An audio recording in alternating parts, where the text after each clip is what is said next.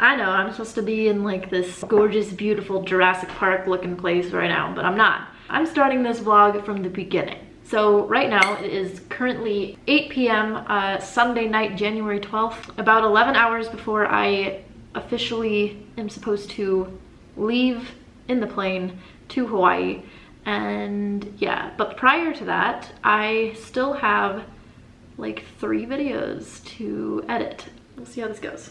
I just really didn't want to work while I was on vacation and visiting my family, but I also really don't want to go dark for like 2 weeks. So I did my best to get the most I could done so that my YouTube community could have that content while I was gone. All right, I need to get to work.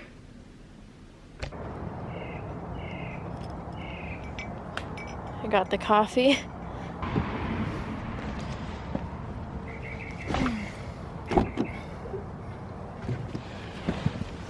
Focus. Focus there. Oh, focus. Focus. It is 4:40 a.m. and we are headed to the airport.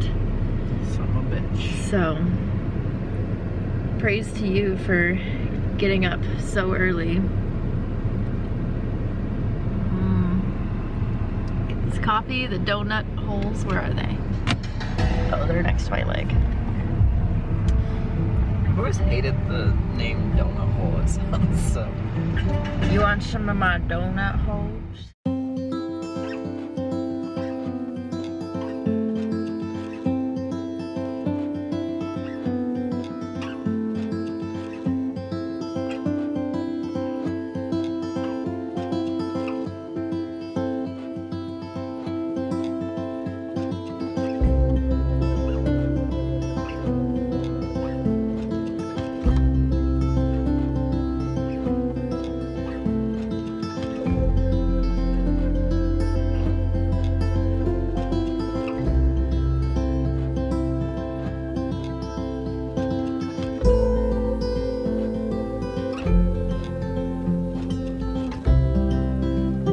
It is the second day that I'm in Hawaii. I am probably actually just going to edit today. I have to set up a doctor's appointment. I was wondering if I could schedule an appointment for a new patient in the next upcoming weeks. Probably going to figure out if I can take a pole class out here. So it's mostly just like setting up appointments and working because I don't really have free range right now just because I'm staying on base with my brother and I have to have like a pass to come and go on the base, and also I need that pass to have access to the gym here. So I won't be able to do much until those papers are approved, and I guess they're just taking their time. I'm going to make some coffee and edit, and that's all I'm doing today in Hawaii. So maybe I'll go for a little bit of a walk around base later, but yeah, today's gonna be really chill. I guess it's been pretty windy. It's the rainy season out here on the islands.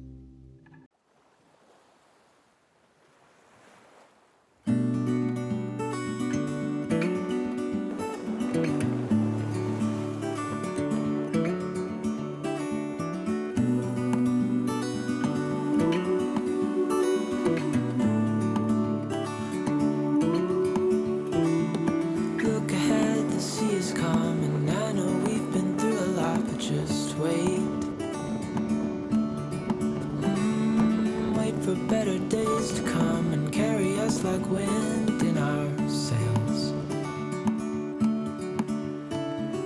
Hold on tight, I can smell the shore, it's right in front of us. If we just hold on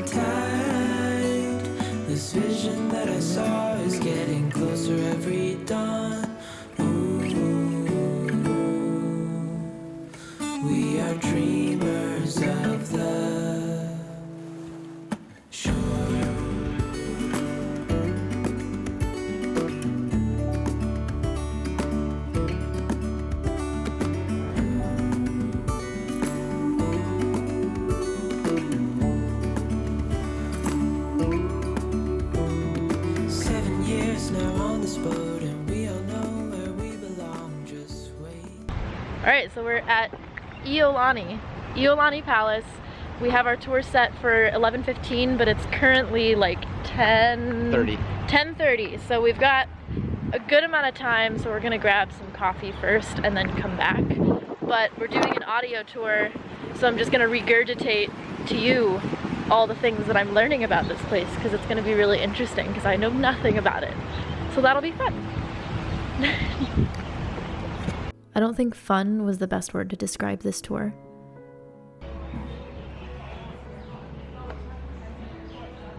You know it's a real palace tour when they give you foot booties. Don't get me wrong, it was incredibly interesting, but I feel like this was a huge part of history that I definitely should have learned about in school, but conveniently it was left out. At least at my school it was. It was incredibly interesting, and I'm really happy that I took the tour. There was a ton of information on this whole entire tour, but the thing that stood out to me the most was the story about Queen Liliuokalani. She was Hawaii's last queen and the monarch, right before, you guessed it, the US took over. The story is really sad.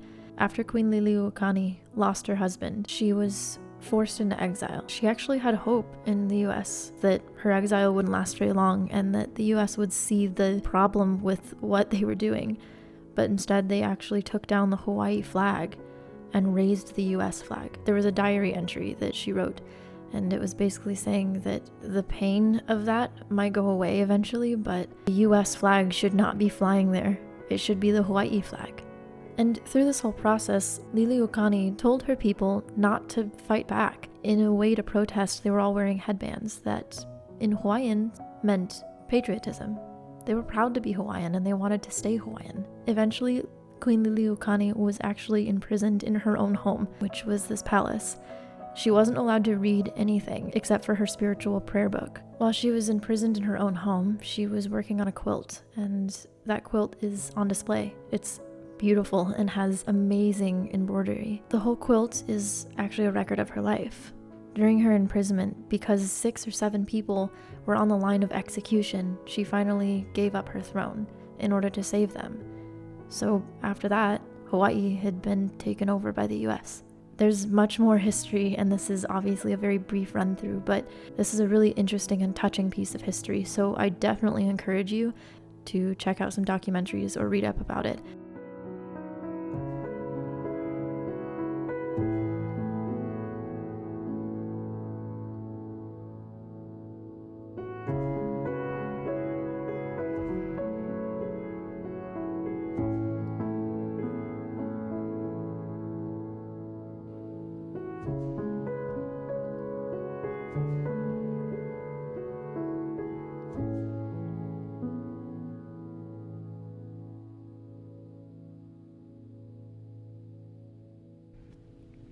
Have my editing buddy. Oh yeah. Hang out, editing buddy. Daisy cat. I'm just gonna lay in all the wires. Oh, you're so cute. So we just got back from the Iolani Palace. We walked around Honolulu and ended up trying to go to some little tea place in Chinatown, which reminded me a lot of like Hollywood and downtown Los Angeles.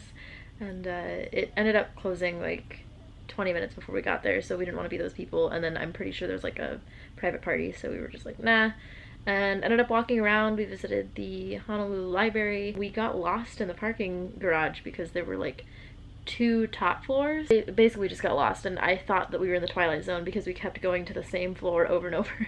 It was ridiculous, but yeah, it was really cool. It was a lot of fun, and the family is out at like a little event just across the street, and I am hanging out, recharging, and just kind of like dumping all of the photos and the videos that I took all into the computer. I think what I'm probably going to be doing is cutting up my vlog into like 2 different pieces, because just so they're a little easier to edit and easier to digest. So the first 5 days were a lot of fun. I didn't film too much. It's actually still really hard for me to film like in public. I'm trying to get a lot better about that because I have like this big camera. It's like really awkward to walk around with this big ass camera and be talking to it. It draws a lot of attention. But what I'm filming on right now is my Canon G7X, So it's like this little point and shoot. I can just whip it out and I just look like one other tourist that doesn't have like this giant DSLR in my face.